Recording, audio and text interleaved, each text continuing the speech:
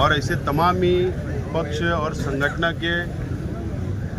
के माध्यम से जो आज के इस आंदोलन को पाठिंबा दिया, मैं उनका आभार व्यक्त करता हूँ, शुक्रिया अदा करता हूँ।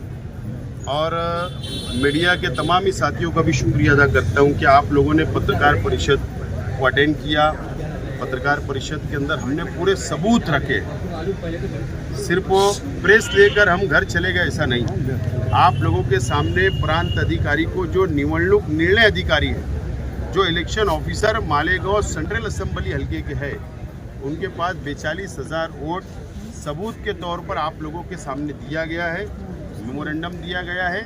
और मैंने उनसे कहा कि आप हमको आज का या कल का समय दें, हम आकर आपको और डिटेल समझा सकते हैं कि सबूत में कहां कहां से चोरी हुई।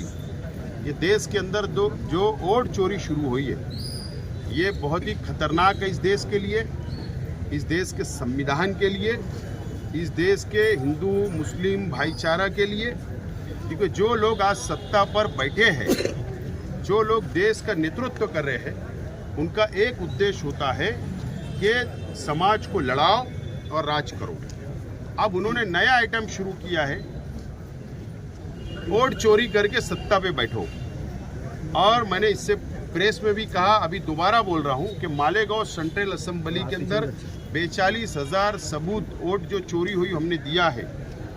और मालेगांव मध्य के अंदर जो विद्यमान आमदार या जो लोग भी चुनकर आ रहे हैं, वो वोट चोरी के बिना पर आ रहे हैं और उनको भारतीय जनता पार्टी बीजेपी का आशीर्वाद है, शिवसेना का आशीर्वाद है और इसके लिए वो चुनकर आ रहे हैं। लेकिन ठीक है, एक वक्त आता है कि सच्चाई सामने आती है और ये वक्त अब आ चुका है कि सच्चाई अब सामने आ चुकी है और ये लड़ाई अभी हमने शुरू किया है। अब ये प्रांत अधिकारी के जिम्मे है कि आप वो लड़ाई को मालेगांव की हद तक खत्म करना चाहते हैं, वो डिलीट करके खत्म हमारी डिमांड को मान के, या अब ये लड़ाई को हमने गली से लेकर दिल्ली तक ले जाना है। हम मतलब हाई कोर्ट या सुप्रीम कोर्ट में हमको जाना पड़ेगा। ये अब प्रांत अधिकारी साहब के हाथों में है। अब आज हमने निवेदन दे दिया, हम 1-2 दिन इंतज़ार करेंगे। अगर हमारे अमल नहीं हुआ, अमल नहीं दिखा, तो इससे बड़ा आंदोलन खड़ा किया जाएगा। ये लड़ाई शेख आसिफ की नहीं है, ये लड़ाई इस देश के हर नागरिक के लिए है, इस देश के लिए है, इस देश के संविधान को बचाने के लिए है। मैं तमाम ही पत्रकार साथियों का शुक्रिया अदा करता हूँ, कार्यकर्ताओं का शुक्रिया अदा करता हूँ। एमएलए छोटा है, विषय बहुत बड़ा है। आसिफ भाई, संविधान का विषय। वोट चोरी में सबसे अहम अगर रोल किसी का होगा तो वो बीएलओ का है, बूथ लेवल ऑफिसर का। तो इस पर सख्त कार्रवाई होना चाहिए, तो ही इसका कुछ नतीजा मिल सकता है। तो इस पर काम करेंगे क्या आप? मेरा यही मानना है कि वोट चोरी का रास्ता ही बीएलओ खोलते हैं। वोट चोरी का दरवाजे का ताले की चाबी बीएलओ के पास होती है। जनता तो ऑनलाइन सबमिट करती है, ऑनलाइन वोट बढ़ाती है, लेकिन उसको जाकर स्पॉट पर घर जाकर वेरिफिकेशन करना, उसको आइडेंटिफाई करना कि ये वोट सही है या गलत है, ये बीएलओ तय करते हैं। जब तक वो तय नहीं करते, वोट बढ़ती नहीं। तो रास्ता चोरी का बीएलओ ने दिया है और एक लीडर के आशीर्वाद से दिया गया है। बीएलओ के ऊपर मैं तो बोलता हूँ कि हमारे जैसे लोग, एक लड़ाई झगड़ा अगर छोटा मोटा हो जाता तो मालेगांव शहर के सरकार प्लानिंग का केस डाल देती है 120B।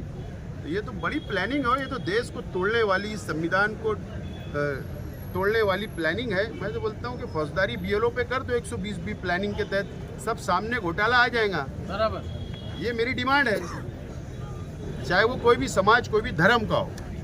लेकिन अगर देश बचाना है, संविधान बचाना है, वोट चोरी रोकना है, तो उसके लिए लड़ना पड़ेगा और उसको ऊपर उठ के लड़ना पड़ेगा। इसके लिए हमारी तैयारी है, इसके अंदर जिम्मेदार बीएलओ भी है। निखिल भाऊ, इंडिया अलायंस बोल रहा है कि दिल्ली की सरकार चोरी की सरकार है। बार बार महाराष्ट्र सरकार पर भी आरोप लगा रहे कि महाराष्ट्र में भी वोट चोरी हुई है और महाराष्ट्र की सरकार भी वोट चोरी की सरकार है। क्या कहेंगे आप?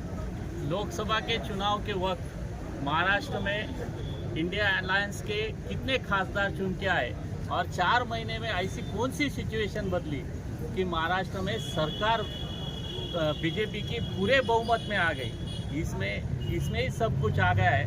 मुझे लगता है बहुत सारी चीज़ें आसिफ साहब ने यहाँ पे रखी है। मालेगांव मध्य, साथ ही मालेगांव बाह्य, साथ ही महाराष्ट्र के सभी असेंबली कॉन्स्टिट्यूंसी में, विधानसभा मतदार संघ में इसी प्रकार से जांच होगी तो बहुत बड़ा घोटाला महाराष्ट्र में से बाहर निकलेगा, ऐसा हमारा मानना है। मालेगांव के कुछ सेंटर के अंदर भी वोट जो बढ़ाने का काम चल रहा है, क्या वो ब्रांच ऑफिस के कुछ हमारा कहना है कि राष्ट्रीय स्तर पे इसके ऊपर बहुत सारी बातें रखी गई।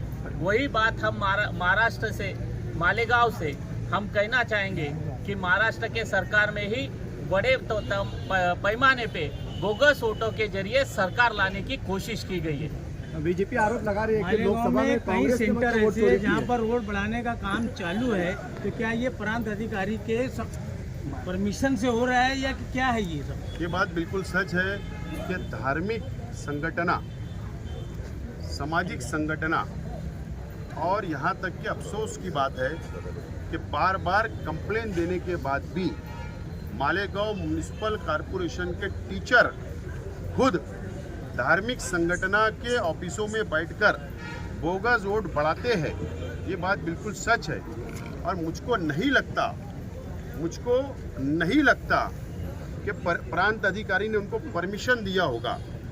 और प्रांत अधिकारी से भी मेरी गुजारिश है कि ऐसे लोगों को पर भी लगाम लगाना चाहिए, ऐसे लोगों के ऊपर सख्त कार्रवाई होना चाहिए।